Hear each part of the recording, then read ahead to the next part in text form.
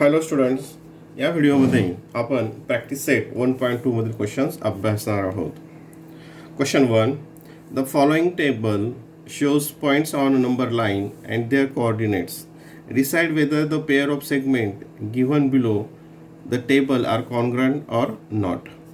आता हे पॉईंट्स आहेत आणि त्याचे कोऑर्डिनेट आहेत आणि याच्यावरून हे जे सेगमेंट दिलेले आहेत हे कॉन्ग्रंट आहेत की नाही ते आपल्याला ठरवायचं आहे. तर पहिलं आहे example 1. Segment D E and segment A B. Segment D E आणि सेगमेंट ए बी हे कॉन्ग्रंट आहे का हे आपल्याला बघायचं आहे. आता तुम्हाला माहिती आहे की segment length D E equals to distance D E हे तुम्ही अभ्यासलेलं आहे. मग आता आपल्याला डिस्टन्स डी ई काढायचं असेल तर काय करावं लागेल, त्याचे कोऑर्डिनेट बघावं लागतील आणि मोठ्यामधून लहान कोऑर्डिनेट तो सबट्रॅक्ट करावा लागेल. हे तुम्ही मागच्या एक्झरसाइजमध्ये अभ्यासलेलं आहे. मग आता डी आणि ई बघा, मग coordinate of point D is, point डीचा कोऑर्डिनेट काय आहे, -7 and coordinate of point E is, point Icha coordinate आहे 9. आता -7 आणि 9 हे कोऑर्डिनेट आहेत. याच्यातला मोठा कोणता आहे, लार्जर कोऑर्डिनेट कोणता आहे, तर हा 9 कोणता आहे, 9. मग हे काढण्यासाठी काय करणार आपण, therefore distance D E equals to, मोठ्यामधून लहान सबट्रॅक्ट करायचा असतो, 9 मायनस हे सबट्रॅक्शनसाठीचं आहे आणि हे -7 इक्वल्स टू 9. ब्रॅकेटच्या बाहेर जर निगेटिव्ह साईन असेल तर साईन चेंज होईल, ते 7 होईल आणि 9 + 7 ते येईल 16, ते काय येईल 16. Therefore length D E equals to 16. म्हणजे एक आपल्याला मिळालं length D E. Length D किती मिळाली, 16. एक मिळालं 16. दुसरा कोणता काढायचा आहे, मग आता ए बी काढायचं आहे. दुसरा कोणता काढायचा आहे, ए बी. ते आपण याच ठिकाणी काढूयात. बघा, मग length A B equals to distance A B हे तुम्ही अभ्यासलेलं आहे. मग आपल्याला काय करायचं आहे, डिस्टन्स ए बी. मग त्यासाठी काय करावं, आपल्याला ए आणि बीचं कोऑर्डिनेट काढावं लागतील आणि मोठ्यातून लहान सबट्रॅक्ट करावं लागेल. ठीक आहे. मग बघा, आता इथे coordinate of A, coordinate of point A, point एचं कोऑर्डिनेट किती आहे, -3. किती आहे, -3. अँड कोऑर्डिनेट ऑफ पॉइंट बी, बीचा किती आहे, 5. बीचा किती आहे, 5. मग आता याच्यामध्ये हे -3 अँड 5 यात कोणता मोठा आहे, हा मोठा आहे. म्हणजेच काय, मग therefore distance A B equals to काय करायचं, मोठ्यामधून सबट्रॅक्ट करायचा हा लहान, -3 equals to 5 + 3 equals to 8. Therefore काय, मग length A B equals to 8. Length A B किती आलं, हे आलं 8. बघा, मग आता इथे हे 1 आहे आणि याला 2 म्हटलं. आता मग फ्रॉम 1 and 2, हे 1 and 2 मधून 1 and 2 मध्ये इकडे किती 16 आहे, हे काय ती 8 आहे. देअरफॉर फ्रॉम 1 and 2, 1 आणि 2 वरून आपण काय सांगणार, D E not equals to A B. Length D E is not equals to length AB. ठीक आहे, हे लक्षात आलं. जो प्रॅक्टिस सेट 1.1मध्ये जसं आपण डिस्टन्स काढलं होतं त्याचप्रमाणे काढायचं आणि नंतर खाली त्याला कम्पेअर करायचं. नंबर 2, क्वेश्चन नंबर 2 आहे. याच्यामध्ये दुसरा सेगमेंट दिलेला आहे, B C and A D. कोणते दिले segment? B C and A D. तो बघा, तिचे कोऑर्डिनेट अगोदर घेऊयात. Number 2, segment B C and segment A D. आता length B C equals to distance B C.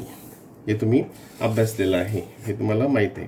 म्हणजेच आपल्याला काय करायचं मग, हे काढण्यासाठी त्यांचे कोऑर्डिनेट आणि त्यांचं मोठ्यातून लहान सबट्रॅक्ट करायचं. मग कोऑर्डिनेट ऑफ पॉइंट बी, बीचा कोऑर्डिनेट किती आहे? 5. And the coordinate of point C, सीचा काय आहे? 2. 5 आणि 2 हे कोऑर्डिनेट आहेत. ग्रेटर कोणता आहे? 5. मग therefore distance B C equals to, मोठ्यामधून लहान वजा केला ते आलं 3. म्हणजेच length B C equals to 3. Length B C किती आलं? 3. मग आता ए डीचा आपण फाइंड आउट करूयात. याच बाजूनं हे इथं एकाच फ्रेममध्ये येईल, एका खाली घेतलं तरी चालेल. Length A D equals to distance A D. मग आता ए डी काढण्यासाठी coordinate of point A is, एचे कोऑर्डिनेट किती आहे? -3. Then coordinate of point D is, डीचा कोऑर्डिनेट किती आहे? -7. -3 अँड -7. याच्यामध्ये कोणता मोठा आहे? तर हा -3 हा मोठा आहे.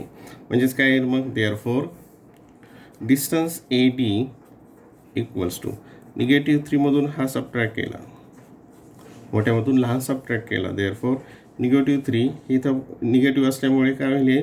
प्लस होईल 7. आणि आता इथं एक पॉझिटिव्ह इंटिजर एक निगेटिव्ह इंटिजर. मग यांचं काय करायचं? यांचा डिफरन्स काढायचा. तो येतो 7 आणि हे किती? 3. तो किती येईल मग या ठिकाणी? 4. आणि साईन काय असेल त्याचं? पॉझिटिव्ह असेल. Therefore length A D equals to 4. Length A D किती आलं? 4. आता हे 1 and 2, 1 and 2.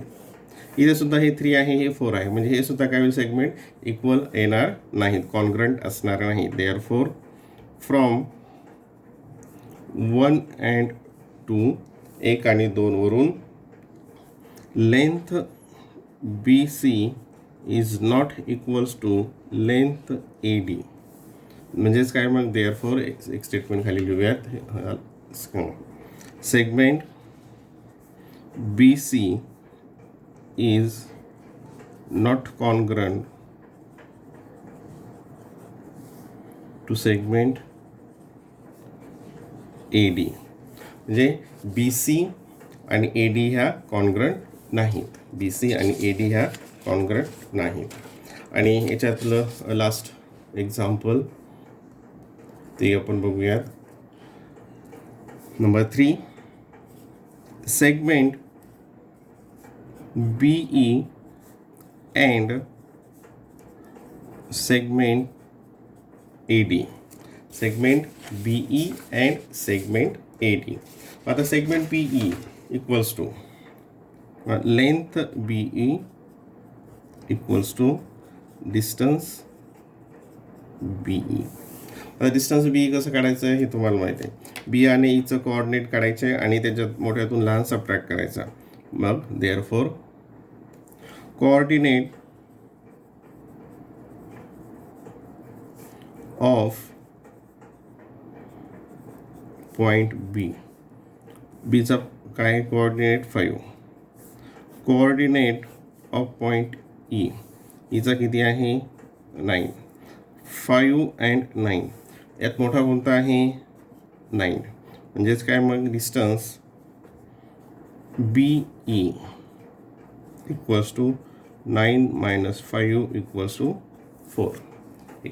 4. Therefore, length BE equals to 4. झालं नंबर 1. आता AD आपण घेऊयात. Length AD equals to distance AD. ठीक आहे. आता AD डिस्टन्स काढण्यासाठी त्याचे coordinate of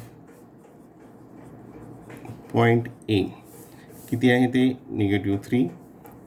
coordinate of point डीचा किती आहे -7. -3 अँड -7 यात मोठा कोणता आहे? -3 मोठा आहे, तुम्हाला माहिती आहे. Therefore distance AD equals to मोठ्यातून हा लहान सबट्रॅक्ट करायचा. -3 मायनस -7. हे -3 हे काय होईल +7. एक निगेटिव्ह इन पॉझिटिव्ह म्हणजे इंटिजर्स ॲडिशन करायचं म्हणजे डिफरन्स काढायचा आणि त्याला मोठ्याचं साईन द्यायचं म्हणजे प्लस असेल. Therefore length AD equals to 4. AD किती आला या ठिकाणी आता? 4 आला. आता हे पण 4 आहे, हे पण 4 आहे. म्हणजे from 1 and 2 length BE equals to length AD. याचाच अर्थ काय? हे दोन्ही सेगमेंट काय आहेत? कॉन्ग्रंट आहेत. Therefore segment BE is congruent to segment AD. Segment BE is congruent to segment AD. ठीक आहे. हा आला क्वेश्चन नंबर 1. आता क्वेश्चन नंबर 2 इझी आहे, तो आपण याच ठिकाणी सॉल्व करूयात. पहिला आहे त्याच्यातलं question number 2. Point M is the midpoint of segment AB. If AB equals to 8, then find the length of AM. आता यासाठी आपण एक फिगर ड्रॉ करूयात, म्हणजे ही आणखीन तुमच्या नीट लक्षात येईल. आता हा सेगमेंट आहे, हा एक सेगमेंट AB आणि M is there mid point. M is त्यांचा मिड पॉईंट आहे. त्यात AB टोटल किती आहे? तो आहे 8. आणि काय विचारलं आहे आपल्याला? AM विचारलं आहे. काय विचारलं आहे? AM विचारलं आहे. मग AM काय असेल? ह्या टोटल ABच्या हाफ असेल. काय असेल? टोटल जी सेगमेंट आहे त्याचा हाफ. देअरफॉर बघा मग length AM equals to half of length AB. Length AM किती असेल? ABच्या पूर्ण लेंथच्या हाफ असेल, कारण तो काय आहे इथं ब्रॅकेटमध्ये लिहा, हा M is the mid point of the segment. Therefore length AM equals to 1/2 into AB किती आहे? 8. 2 1 जा 2, 2 4 जा. Therefore length AM equals to 4. AM किती आहे? 4. इझी आहे. AM 4. सेम असंच प्रकारचं आहे. Point P is the mid point of segment CD. Point D हा काय आहे? पॉईंट P काय आहे? मिड पॉईंट आहे सेगमेंट CDचा. आणि CP equals to 2.5. Then find CD. काय फाइंड आउट करायचं आहे? CD फाइंड आउट करायचं आहे. इथं फिगर बघा, फिगरने काढली तरी चालेल, डायरेक्ट लिहिलं तरी चालेल, पण आपण समजण्यासाठी इथं फिगर ड्रॉ करूया. ही झाली सेगमेंट. फिगर काढण्यासाठी स्केलचाच यूज करा. ही C आणि D आणि P is the mid point. हा P is the mid point. CD equals to CD. CP equals to काय दिलं? CP दिलं, म्हणजे हे दिलं आहे 2.5. आणि काय काढायचं आहे? पूर्ण CD काढायचं आहे. मग CD काय असेल? याच्या डबल असेल. याच्या डबल असेल. बघा लेंथ CP इक्वल्स टू 2.5 हे गिवन झालं. Therefore length CD equals to length CD काय आहे? 2 into length CP. इथं तेच statement, because P is the mid point of segment CD. मग लेंथ DC किंवा CD दोन्हीचा अर्थ सारखाच होतो. DC इक्वल्स टू 2 इंटू ही किती आहे 2.5 यांचं मल्टिप्लिकेशन केलं होतं 5.0 म्हणजेच काय 5. Therefore length CD equals to 5. CD किती येते ही 5 येते. Question number 4. क्वेश्चन नंबर 4 बघूयात. Yes, AB equals to 5 centimetre. इथं आता युनिट पण दिलेला आहे. BP equals to 2 centimetre, AP equals to 3.4 centimetre. Compare the segment. आता हे सेगमेंट कम्पेअर करायच्यात. बघा AB किती आहे AB equals to 5 centimetre, BP equals to 2 centimetre and AP equals to 3.4 centimetre. 3.4 centimetre. मग आता अगोदर काय सर्वात मोठी कोणती आहे 5, नंतर कोणती आहे 3.4 आणि नंतर कोणती आहे 2. म्हणजे ही 5 is greater than 3.4 and 3.4 is greater than 2. Therefore मग काय या ठिकाणी AB is greater than AP is greater than BP. AB is greater than AP and AP is greater than BP. म्हणजेच काय मग सेगमेंट, याला आपण segment AB greater than segment AP greater than segment BP greater than segment BP. Question number 5. आता हा प्रश्न carefully घ्या. Write the answers to the following questions with the reference figure 1.13. या फिगरला रेफरन्स ठेवून ह्या प्रश्नांची उत्तर आपल्याला सॉल्व करायची आहेत. Question 1. Write the name of the opposite ray of ray RP. Ray RPचा अपोजिट रे आपल्याला लिहायचा आहे. आता RP कुठं आहे, हा RP, हा RP. आणि अपोजिट रेमध्ये काय असतं, हा जो पॉईंट असतो हा कॉमन असतो आणि त्याची डायरेक्शन ही त्याच्या अपोजिट साईडला असते. मग तो काय येईल तो RS. काय येईल याचा मग RPचा पॉईंटकडे, पेनाच्या पॉईंटकडे लक्ष द्या. RPचा अपोजिट रे काय असेल RS. काय येईल रे RS. With the intersection of ray PQ and ray RP. Write the intersection of ray PQ and RP. PQ म्हणजे कोणता बघा परत, PQ म्हणजे हा इकडे अँड RP म्हणजे हा इकडे. RP हा पूर्ण आणि PQ हा पूर्ण. मग याचा इंटरसेक्शन काय असेल मग हा PQ, रे PQ काय येईल रे PQ. काय येईल त्याचं intersection ray PQ is the intersection of this two rays. Write the union of seg PQ and seg QR. आता सेगमेंट PQ म्हणजे हा आणि सेगमेंट QR म्हणजे हा. बघा म्हणजे आणि याचं युनियन काय असेल मग दोन्ही मिळून, युनियन म्हणजे दोन्ही मिळून काय असेल PQ अँड QR. त्याचं सेगमेंट मिळून काय असेल मग पूर्ण युनियन RP. Segment RQ. बघा परत एकदा, PQ म्हणजे हा इथपर्यंत आणि QR म्हणजे हा इथपर्यंत आणि ह्या दोन्हीचं युनियन काय असेल segment RQ. State the rays of which seg QR is a subset. आता सेक QR हा सबसेट आहे कोणत्या रेजचा QR. म्हणजे QR म्हणजे कोणता, हा सेगमेंट सबसेट आहे कोणत्या रेचा आहे. तर मग हा कशाचा येईल सबसेट, हा QR सेगमेंट. बघा हा सेगमेंट सबसेट हा इथून आपण घेऊयात.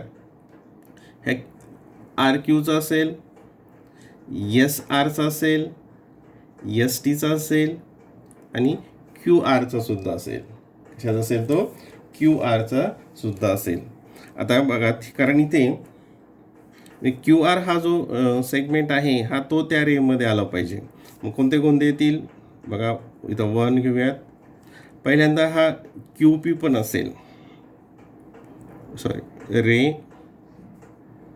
Q P. क्यू आर हा सबसेट आहे रे क्यू पीचा. आपल्याला कोणतं पाहिजे? हे इथं क्यू अँड आर हे इथपर्यंतचा. ठीक आहे. क्यू पी म्हणजेच काय आला, हा सगळं इथपर्यंत येतो.